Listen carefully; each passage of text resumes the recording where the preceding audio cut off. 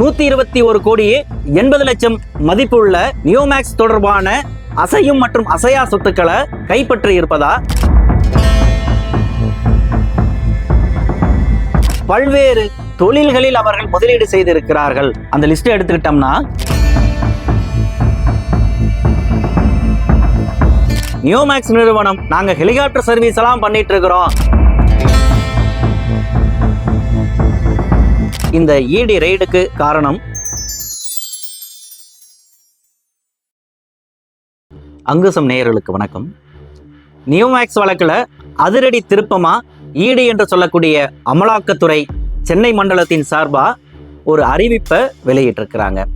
18/4/2025 தேதியிட்டு வெளியாகி இருக்கக்கூடிய அந்த அறிவிப்பு பல்வேறு அதிரடிகளையும் அதிர்ச்சியான தகவலையும் தாங்கி வெளியாகி இருக்கு. அப்படி என்ன அறிவிப்பு? சுமார் 121 கோடியே 80 லட்சம் மதிப்புள்ள நியோமேக்ஸ் தொடர்பான அசையும் மற்றும் அசையா சொத்துக்களை கைப்பற்றி இருப்பதா அந்த அறிக்கை சொல்லுது. அதனுடைய சந்தை மதிப்பை கணக்கிட்டா 600 கோடி ரூபாய் அப்படின்னு மதிப்பிட்டு இருக்கிறாங்க.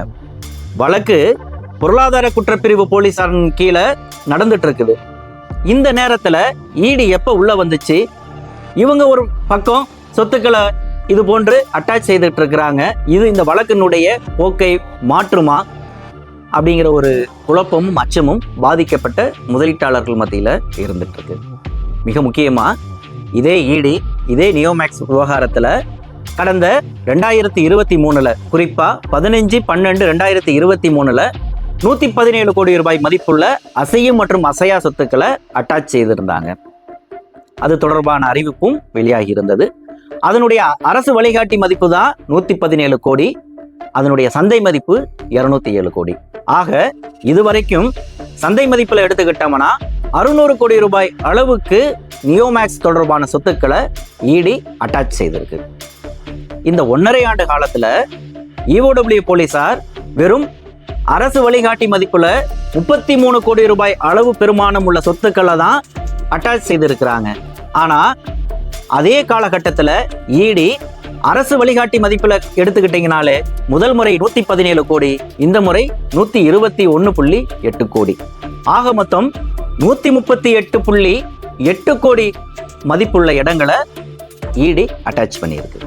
இந்த அறிவிப்புல இந்த சொத்துக்களை அட்டாச் செய்யறது அது சம்பந்தமான அறிவிப்பை காட்டிலும் அவர்கள் சில விஷயங்களை தங்களுடைய விசாரணையிலிருந்து கண்டறிந்ததா சுட்டிக்காட்டி இருக்கிறது தான் நாம் இந்த இடத்துல இந்த வழக்குல கூர்ந்து கவனிக்கக்கூடிய ஒரு விஷயமா அமைஞ்சிருக்கு. அது என்ன? சென்ற அறிவிப்பிலே அதை சொல்லியிருந்தாங்க.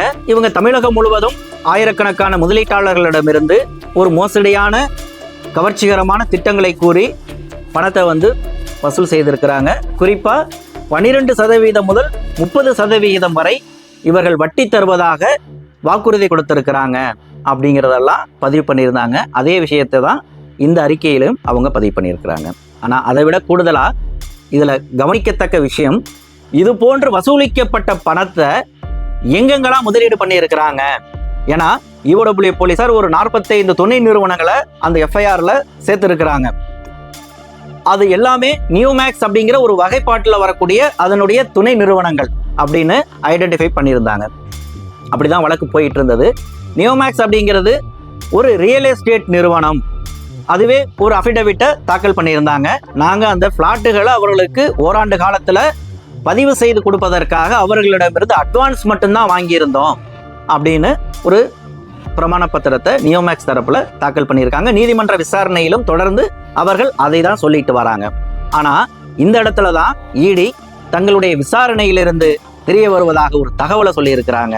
நியோமேக்ஸ் நிறுவனம் ரியல் எஸ்டேட் பிசினஸ் செய்வதாக கூறி மக்களிடமிருந்து வசூலிக்கப்பட்ட, அதுவும் பெருமளவில் பணமாக வசூலிக்கப்பட்ட அந்த முதலீடுகளை எல்லாம் பல்வேறு தொழில்களில் அவர்கள் முதலீடு செய்திருக்கிறார்கள் அப்படின்னு ஒரு பெரிய பட்டியலையே போட்டிருக்காங்க.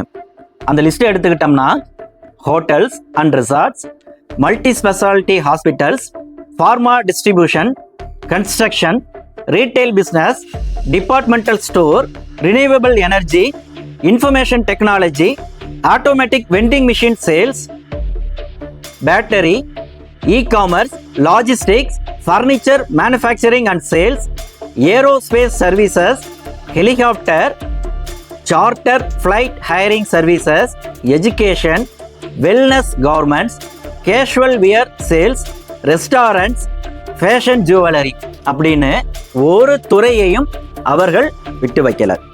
சமீபத்தில் நியோமேக்ஸால் பாதிக்கப்பட்ட முதலீட்டாளர்கள் டிஆர்ஓவிடம் மனு கொடுக்க சென்ற போது பத்திரிகையாளர்களிடம் சிவதர்ஷினின்னு சொல்லிட்டு ஒரு அம்மா ஒரு பேட்டி கொடுத்திருந்தாங்க. அதுல நியோமேக்ஸ் நிறுவனம் நாங்க ஹெலிகாப்டர் சர்வீஸ் எல்லாம் பண்ணிட்டு இருக்கிறோம் அப்படின்னு சொன்னாங்க, ஹெலிகாப்டர்லாம் வாங்கி தரேன்னு சொல்லி தான் காசு வாங்கினாங்க அப்படின்னு சொல்லியிருந்தாங்க. அந்த வீடியோ சமூக வலைதளங்கள்ல வைரலாகி இருந்தது. என் பேரு சிவதர்ஷினிங்க, பண்ணுங்க உங்களுக்கு ஹெலிகாப்டர்லாம் தர்றோம் அப்படின்னாங்க. பலரும் அதை பார்த்துட்டு ஏன்னா உருட்டுறதுன்னா ஓரளவுக்கு உருட்டலாம், நியோமேக்ஸ் ஹெலிகாப்டர்லாம் தரேன்னு சொன்னாங்களா, பிடிக்கலங்கிறதுக்காக இப்படி எல்லாமா சொல்லலாம் அப்படின்னு அந்த அம்மாவுக்கு எதிராக ஒரு விமர்சனங்கள்ங்கிறது பரவலா வந்துட்டு இருந்தது. ஆனா இடியில அதையும் உள்ள கொண்டு வந்திருக்காங்க. ஹெலிகாப்டர் சர்வீஸ்லையும் நியோமேக்ஸ் நிறுவனம் ஈடுபட்டிருக்கு அப்படிங்கிறத இந்த இடியினுடைய அந்த அறிக்கை உறுதி செய்திருக்கு. இதையெல்லாம் விட மிக முக்கியமா இந்த நியோமேக்ஸ் வழக்க நம் அங்குசத்தில் தொடர் செய்திகளாக நாம் பதிவிட்ட சமயத்திலேயே அட்டைப்பட கட்டுரையாகவே நாம் பதிவு செய்திருக்கிறோம். 5000 கோடி மோசடி அப்படிங்கிற விஷயத்தை நாம் 1.5 ஆண்டுகளுக்கு முன்பாகவே பதிவு செய்திருக்கிறோம். இந்த அளவுல குறைய வாய்ப்பில்லை, இது கூடுவதற்கு தான் வாய்ப்பு இருக்கு அப்படிங்கிறதையும் நாம் அதுல பதிவு செய்திருந்தோம்.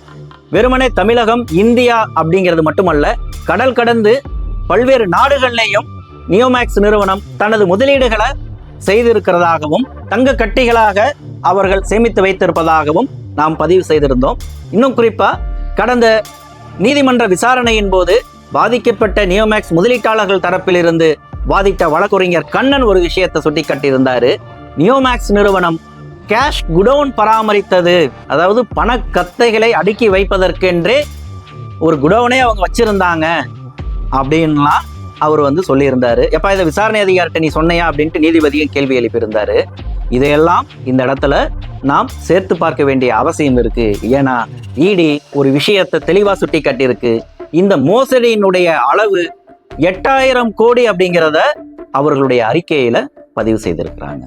இதுதான் இந்த வழக்குல மிக முக்கிய திருப்பமாக பார்க்கப்படுது. இந்த இடத்துல ஒரு முக்கியமான கேள்வி ஒன்று எழுது. இதே இடி கடந்த 2023 கடைசி, அதாவது டிசம்பர் 15 ஒரு 117 கோடி ரூபாய் அளவுள்ள சொத்தை அட்டாச் செய்தாங்க.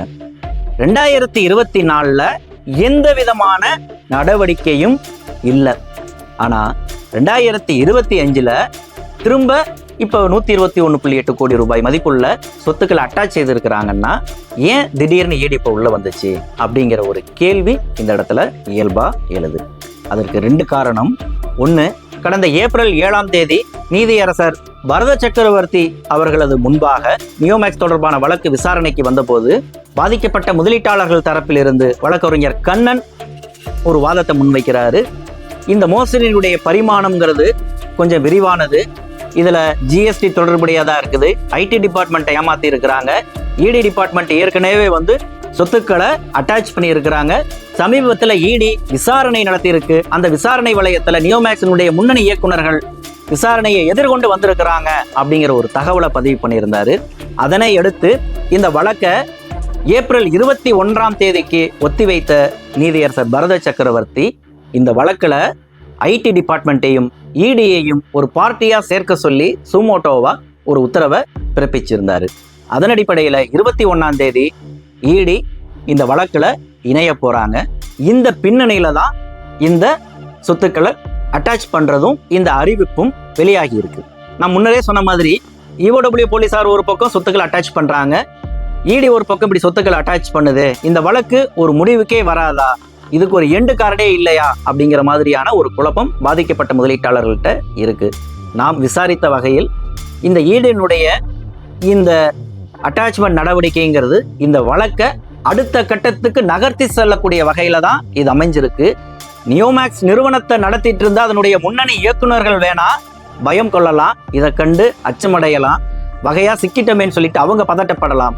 ஆனால் பாதிக்கப்பட்ட முதலீட்டாளர்கள் இந்த செய்தியை கண்டு பதட்டம் அடைவதற்கு அவசியம் இல்லை. அவர்கள் கைப்பற்றக்கூடிய சொத்துக்களை, அட்டாச் செய்த சொத்துக்களை நீதிமன்றத்தில் தெரிவிச்சாகணும். நீதியரசர் பரத சக்கரவர்த்தி ஒரு விஷயத்துல தெளிவா இருக்கிறாரு. உங்களோட நடவடிக்கைகள்லாம் வந்து தனியா இருக்கட்டும், அவர்கள் மீதான சட்ட ரீதியான நடவடிக்கைகள்ங்கிறது தனியா இருக்கட்டும், ஆனா பாதிக்கப்பட்ட முதலீட்டாளர்களுக்கு எப்படியாவது செட்டில்மெண்ட் செய்யணும் அப்படிங்கிறதுல அவர் ஒரு தெளிவா இருக்கிறாரு.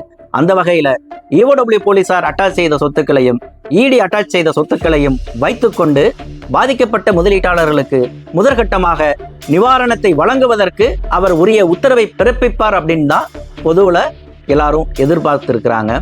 அந்த வகையில இது வந்து பாதிக்கப்பட்ட முதலீட்டாளர்களுக்கு ஒரு பாதகமான அம்சமாக இருக்க வாய்ப்புள்ள அப்படின்னு தான் சொல்றாங்க. இதுல இன்னொரு ஸ்டோரி இருக்கு. இந்த ED இப்ப இந்த சொத்தை அட்டாச் செய்வதற்கு பின்னணியில இருந்த ஒரு நபர், அந்த நபருக்கு எதிராக நியோமேக்ஸ் நிறுவனம் தொடுத்த வழக்கு நெருக்கடி, இது குறித்து நாம் அடுத்த வீடியோவில் பேசுவோம்.